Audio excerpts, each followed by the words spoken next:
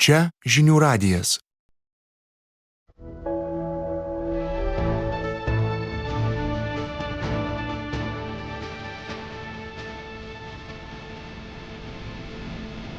Aktualusis interviu. Sveiki žinių radijo klausytojai, Jonė Sąlygaitė su jumis. Lietuvos aukščiausiasis teismas paskelbė sprendimą MG Baltic politinės korupcijos byloje. Buvęs liberalų sąjūdžio lyderis Masiulis, buvęs MG Baltic koncerno viceprezidentas Kurlianskis, Seimo narys Gapšys, visi lieka nuteisti už korupcinius nusikaltimus ir toliau bausmę vykdys už grotų. Visgi Kurlianskių ir Gapšių bausmės laikas šiek tiek sutrumpintas, o Masiuliui paliktas toks pat. Prieš metus visuomenėje kilo diskusijos, kaip suprasti kategoriškai skirtingą teismų bylos vertinimų. Mat Vilniaus apygardos teismas kaltinamuosius buvo išteisinęs, o apeliacinis teismas pateikė radikaliai kitokį sprendimą. Tai ir to aukščiausiojo teismo sprendimo, kai kurie čia iš mūsų laukia su tam tikra intriga. Tai kodėl aukščiausiasis teismas šiek tiek sušvelnino Kurlianskio ir Gapšio bausmę, ką dar šiandieną naujo paskelbė aukščiausiasis teismas, kodėl apskritai šalyje tokie svarbūs sprendimai skelbiami tarp rinkimų ir ar toks sprendimas turės įtakos liberalų rinkėjams. Tiesa, dar vienas svarbus klausimas, ar galim jau mes šiandien teigt, kad ši istorija pagaliau po 8 metų, kaip sako Čmilytė Nilsen, baigta. Tai apie tai mes pasikalbėsim. Politologas Vytautas Dumbliauskas kartu su mumis, sveiki. Sveiki. Ir taip pat Lietuvos socialinių mokslų centro Teisės instituto mokslininkas ir Transparency International Lietuvos skyriaus asocijuotas teisininkas Skirmantas Bikelis. Sveiki. Sveiki. Tai nuo teisininko perspektyvos pradėkim. Ar to ir buvo galima tikėtis, ar visgi jūs buvote iš tų, kurie šiokią tokią intrigą turėjo, ką čia aukščiausiasis teismas pasakys? Man asmeniškai tai buvo intriga, nes iš tiesų matėm vieną sprendimą iki šiol Lietuvos teismų praktikoje, kai keičiasi apeliacinio teismo nuomonė ir aukščiausio teismo pozicija. Tai nėra labai keista ir tai nėra, sakytum, kažkoks ypatingas atvejis, kad skiriasi, jų labiau matom ir kitose valstybėse taip atsitinka, bet be abejo labai pageidautina, kad teismų praktika būtų kuo nuoseklesnė ir tas supratimas būtų kuo bendresnis. Ir šiuo atveju mes tai ir matome, kad aukščiausias teismas patvirtino, skundo ribose teisės taikymo požiūriu apeliacinio teismo išvadas. Kartu tai labai svarbi žinia ir mūsų teisėsaugai, kad vis dėlto byla buvo tyriama teisingai, nes priešingų atveju tai būtų eilinis šokas, kaip sakant, ir prokuroram ir STT visiems, kad vėl išsiskyrė požiūris, kaip reikia tirti bylas į įrodymų teisėtumą. Tai šiuo atveju požiūris sutapo ir aukščiausias teismas viską patvirtino. Ir, teisinį požiūrį taip. Dabar klausant nutarties komentarą, kurį pateikė pats aukščiausias teismas, girdime, kad buvo šiek tiek tokių korekcijų, kai kurios veikos, kurios kvalifikuotos kaip kelios, buvo sujungtos į vieną, kai kuriais atvejais pakeista dalis straipsnio, kaip, pavyzdžiui, viena iš nuteistųjų politiko, ar jisai gavo kyšį už teisėtą veiką ar už neteisėtą veikimą. Tai teismas padarė išvadą, kad vis dėlto už teisėtą veikimą, bet vis dėlto kyšis buvo. Tai tokios detalės, kurios jeigu kai kuriais atvejais bausmę ir sušvelnino, tai regis nelabai reikšmingai, o kai kurių nuteistųjų skundai apskritai atmesti ir jų bausmė visiškai nesikeitė. O kaip čia reikėtų paprastam žmogui suprasti, kodėl štai sušvelnintos, šiek tiek teisingai jūs sako, taip kosmetiškai galima sakyti, vienam 0,5 metų, kitam 3 mėnesius sušvelnintos bausmės už grotų, o štai Masiuliui palikta ta bausmė galioti. Kaip čia reikėtų suprasti, kodėl? Tai nuteistiesiem inkriminuota visa puokštė nusikaltimų. Tai kiekvienas asmuo čia su keletų straipsnių ir įvairiom aplinkybėm. Tai Masiuliui, tai kas inkriminuota, teismų nuomonė, viskas teisingai padaryta, nereikia nieko keisti.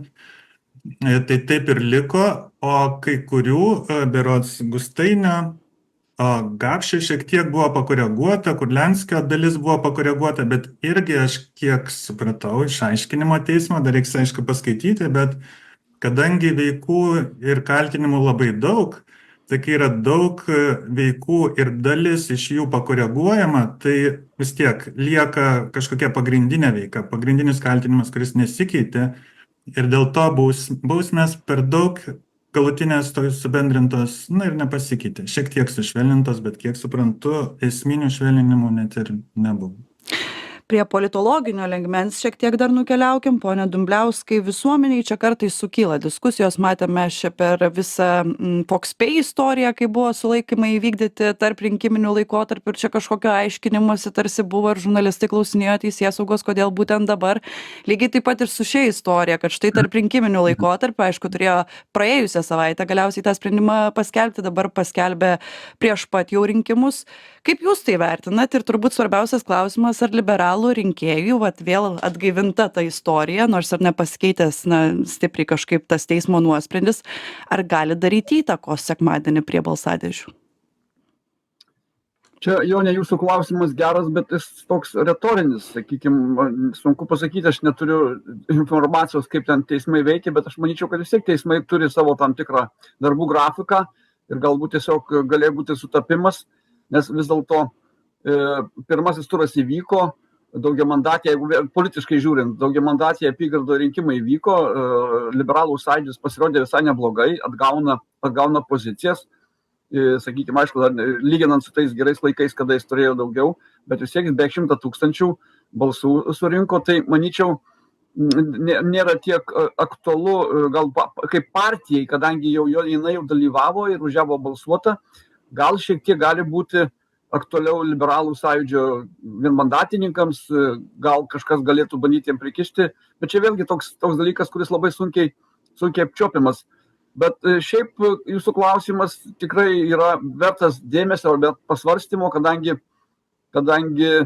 labai dažnai kažkaip teisėsaugos institucijų veiksmai sutampa su politiniu ciklu ir mes galim tik įtarti, kad yra tam tikras politinis užsakymas, kad gali dalyvauti tuose politiniuose žaidimuose, nes nepamirškime, čia vyksta kova dėl valdžios. O valdžia yra toks dalykas, kuris pirmiausia duoda galią, duoda pinigų, žodžiu, daug ko duoda ir dėl to žmonės veržiasi. Mes galim šiaip pasvarstyti, kodėl taip žmonės nori į tą valdžią ir kas ten ištinka su jais. Tai laikykimės nekaltumo prezumpcijos, nekaltinkime aukščiausią teismą, čia aišku truputį juokauju, kad jis kažkokią turės užmačių, bet tiesiog sutapo ir dar sakykime, kiek aš, nežinau, gal ponas Skirmantas mane patikslins, gal aš neteisus, bet kiek aš išmanau teismų sistemą, tai aukščiausiasis teismas tik patikrina, ar tie teismai prieš tai žemesnės pakopos, ar viską atliko pagal procedūras. Tai jeigu aukščiausias teismas tokia jo funkcija, tai jisai patikrino ir galbūt atrado kažkokių tai kabliukų, kurie ten sujungia kažkokias veiklas į vieną. Tai čia, manau, normalu, kad patikslino tą nuosprendį, bet svarbiausia, kad jis paliko jį iš esmės galioti tuos nuosprendžius visiems dalyviams ir tas jau žodis galutinis ir neskundžiamas. Čia svarbiausia. Ir žiūrint žmogiškai, iš tų nukentėjusių, tų 3 vyrų, kurie sėdi kalėjime, jų dar laukia dar ten 4-5 metai toje įstaigoje, kuri tikrai neteikia džiaugsmo ir galima tik užjausti. Kaip Transparency International atstovo aš paklausiu dabar jūsų, pone Skirmantai, štai ką mes čia dabar aptarėm šiek tiek dėl tos visuomenės reakcijos, nes tikrai gali kartais pamatyti ir tada prasideda tokie pasvaiščiojimai, kad štai kaip rinkimai Lietuvoje, tai taip kažkoks teisėsaugos sprendimas ateina ir tikrai gali būti ir turbūt tikrai nereikia čia kaltinti ar kažkas panašaus, kad darbotvarkė paprasčiausiai sutampa, bet kaip tada visuomeniai paaiškinti, kad tai tikrai nieko čia teisėsauga neprisideda prie kažkokių politinių įtakų ar kažko panašaus, kaip jūs paaiškintumėt? Kaip, atsiremia į pasitikėjimą mūsų teisėsauga ir teismais, taip, jau labiau, kad nutarties skelbimas buvo suplanuotas spalio 13, tai yra jau po pirmo turo, kada pats aktualiausias būtų, nes jeigu būtų nutartis prieš spalio 9, galėtume čia labiau svarstyti, kokia galėjo būti įtaka daugiamandatei partijom renkant balsus, o dabar jau nuosprendis ir juo labiau jau vėliau ir dėl vieno teisėjo ligos dar nusikėlė dar savaitę. O apskritai, aš asmeniškai tai to pasitikėjimo, kurio tikimės ir iš visuomenės, visai turiu ir aš visai pasitikiu teismais ir tikrai nemanau, kad nagrinėjimas bylos aukščiausiame teisme užsitęsė 11 mėnesių, tarp kitko, kaip nors sąmoningai traukiant proceso pabaigą link rinkimų, tai tikrai to nemanyčiau, nes buvo 12 kasacinių skundų, bylos apimtis, kaip žinia, vien nuosprendis, ar ne 600 lapų. 700 berods, taip. 700 netgi, tai buvo tikrai ką veikti, dar kai tiek daug dalyvių, o vyksta žodinis nagrinėjimas, viską labai greitai padaryti neišeina. Tai va, manau, tiesiog viskas vyko darbo eiga. 8 metai ir sako štai naujoji liberalų sąjūdžio pirmininkė, kad naujoji, turiuomenį dabartinė lyderė, kad 8 metai ir pagaliau šitą istoriją baigta. Pone Bikeli, ar dar turi šitie kaltinamieji kažkokių svertų savo rankose? Čia berods Europos žmogaus teisų teismas kartais vis paminimas, ar gali būti kažkas panašaus ar ne?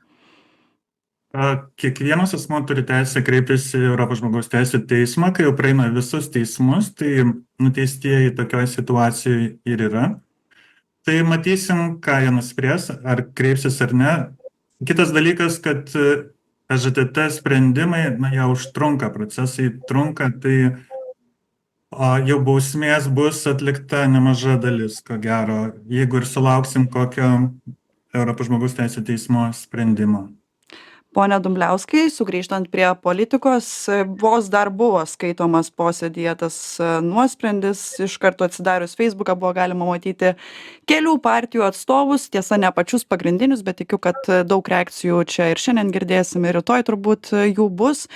Apie tai, kad štai pagaliau dabar jau, kai tas yra visiškai aiškus nuosprendis ir kai tikrai yra liberalai teista partija, tai jie nebegalės čia niekam nieko sakyti ir panašiai. Tai aš grįžtu dabar prie to klausimo, sakiau, ar rinkėjus paveiks, tai kaip jūs manot, kiek konkurentai dar spės išnaudoti šitą istoriją?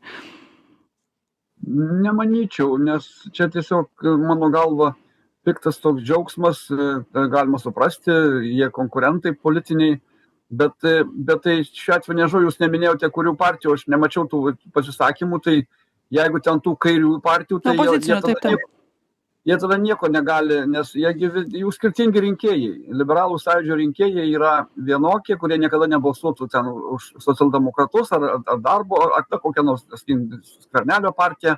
Tai tiesiog mes turim tam tikrą takoskyrą mūsų rinkėjų tarpe ir liberalų rinkėjai yra tikrai dešinieji, čia jau, manau, diskusijų nereikia.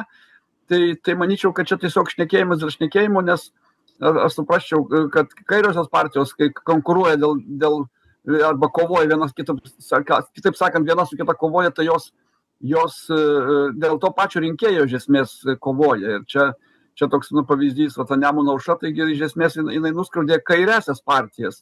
Labiausiai, aišku, nukentėjo ir Tėvynės sąjunga, čia aišku, kitos priežastys. Tai manyčiau, kad čia svarbiausia vis dėlto yra rinkėjų nuomonė ir tiesiog priminsiu radijo klausytojams, nes vis tiek tai senoka istorija.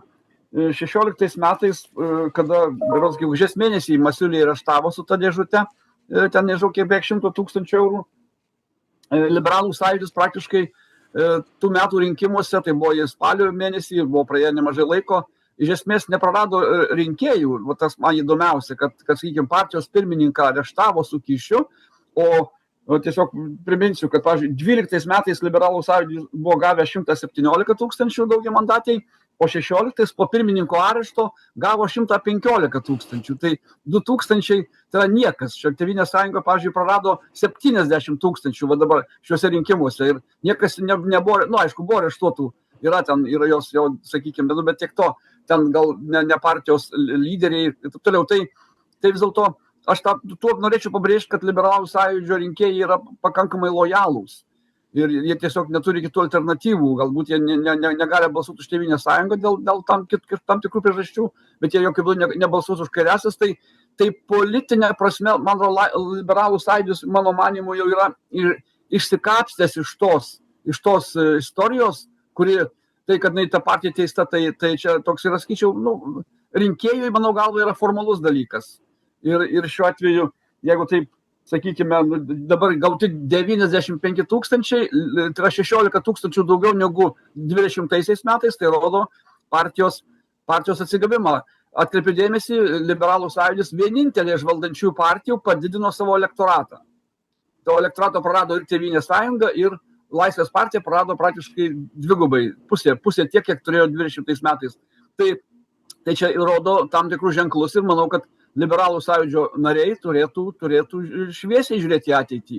Partija atsigauna, lyderystė puiki, tikrai Viktorija Čmilytė yra puiki lyderė ir lyginant su kitų partijų dešiniųjų lyderystės problemomis. Tėvynės sąjunga, manau, turi problemų ir tuo labiau, kad ir dabar Laisvės partija turės galvoti apie lyderį, jeigu jie nori išlikti, apie lyderio keitimą.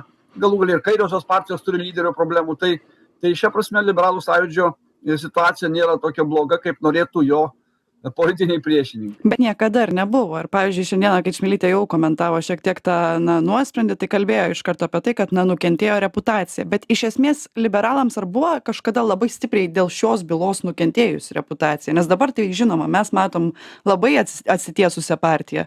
Bet ar buvo tas išgyventas laikotarpis, kai tikrai tos reputacijos nebuvo būtent dėl Masiulio?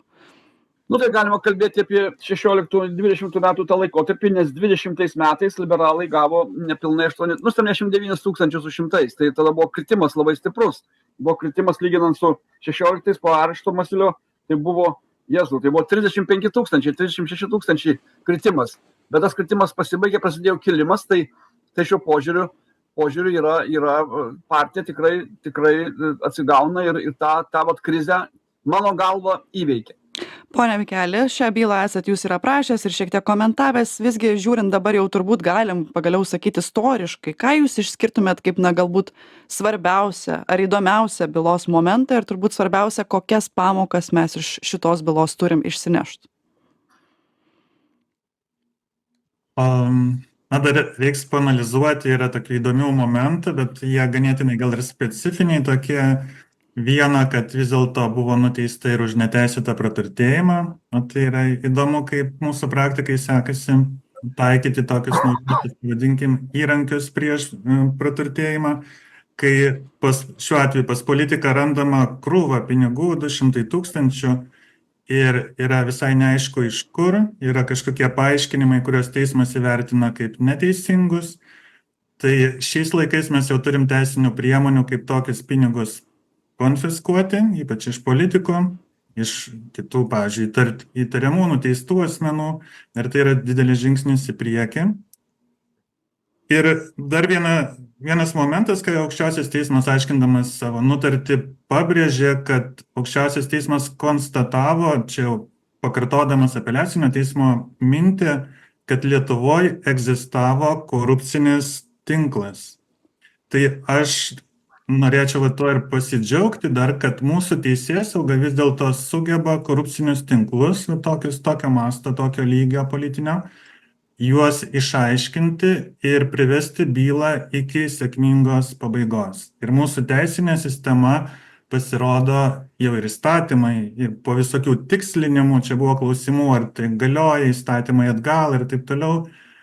Regis viskas tvarkoja, tai turim tiek teisėsaugą, kuris sugeba tokius tinklus įkaltinti, pavadinkim, tiek pati teisinė sistema turi įrankių, duoti atkirti tokiem tinklam, tai kažkaip jau džiugina iš tiesų. Dalis visuomenės dar kartais tokiose rezonansinėse bylose akcentuoja greitį, kad štai reikia kažkaip greičiau tų atsakymų ir panašiai. Ar šitoj byloj matytumėt, kad buvo galima kažkiek sparčiau judėti, ar visgi per daug sudėtinga byla ir 8 metai tikrai normalus laiko tarpas?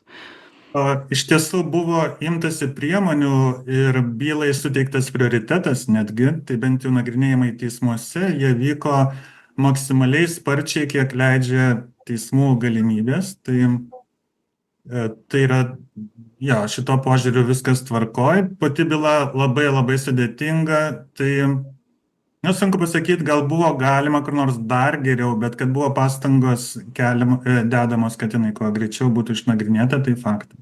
Ir turbūt reikėtų pabaigti mūsų tą pokalbį nuo to, nuo ko ir pradėjom. Tas teismų vienodas pagaliau, na, atrodytų beveik vienodas vertinimas, pagaliau kažkaip turbūt irgi neša tam tikrą visuomeniai pasitikėjimo momentą, nes tikrai buvo toks, na, nežinau kaip tai pavadinti, pargriuvimas ant duobėto kelio, kaip turėjom šituos du radikaliai skirtingus teismų sprendimus, turbūt pritarsit. Tai tikrai, tai stiprina ir pasitikėjimą teismais. Vėl priminsiu, kad tai yra natūralu, kad kartais išsiskiria teismų nuomonės, bet kai jos sutampa, tuomet sprendimas ir labiau įtikinamas, ir, pavadinkim, stipresnis. Jo labiau, kad dabar pasisakė išplėstinė teisėjų kolegija, 7, ne taip kaip įprasta 3. Tai šito sprendimo tokia patikimumas, pavadinkim, yra, na, iš tiesų padidintas. Ačiū labai abiems, kad šiandien sudalyvavo teisininkas Skirmantas Bikelis ir taip pat politologas Vytautas Dumbliauskas buvo su mumis. Šią laidą vedžiau aš, Jonė Sąlygaitė, ir jums, klausytojai, linkiu, na, ramaus vakaro turbūt.